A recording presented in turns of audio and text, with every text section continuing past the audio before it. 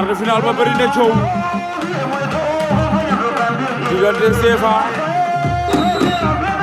ak Big Mama bu Mbeelonguy dem nañu mi-temps ñëwaat arbitre ba wax ak ñoom daan leen bëre simple amul dóorante amul bibi karaw amul dugalante baaraam Big Mama bu Mbeelonguy am na avertissement te deuxième 5 minutes ci lañ nekk noonu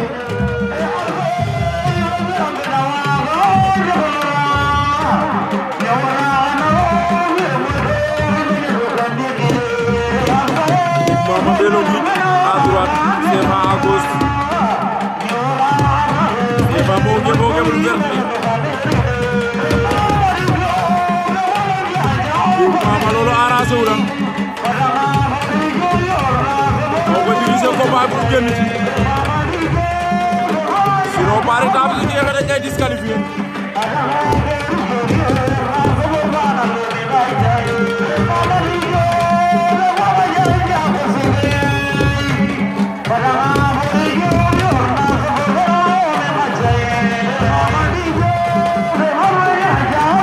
Big Mama CFA Sob Diakhao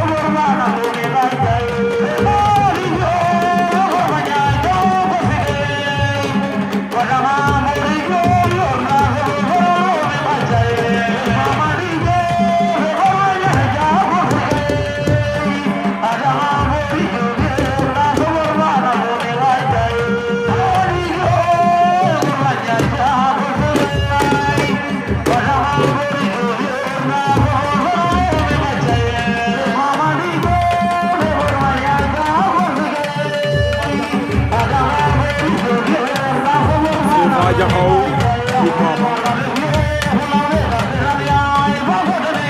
quart de finale bu ànd fii ci nag Gandiaye Duma Jaga Jaker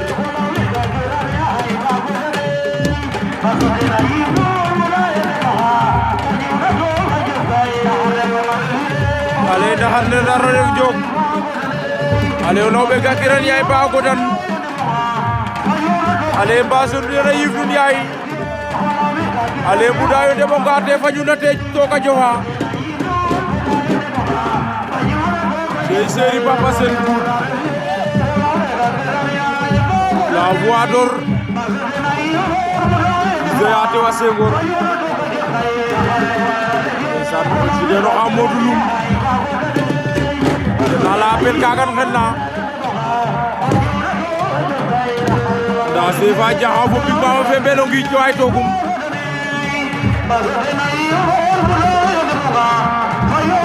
Big Mama CFA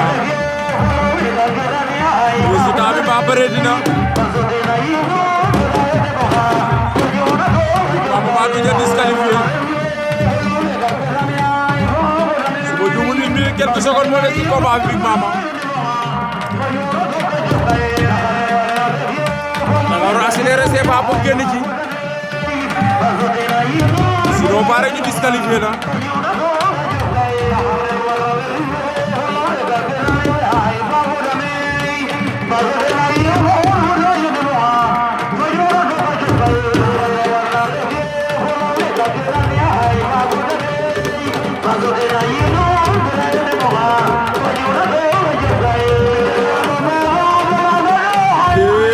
Duma Jaga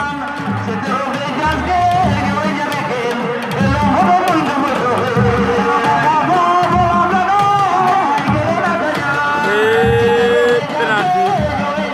Big Mama jël na tànk CFA ba de CFA daan na Big Mama saxat na ko de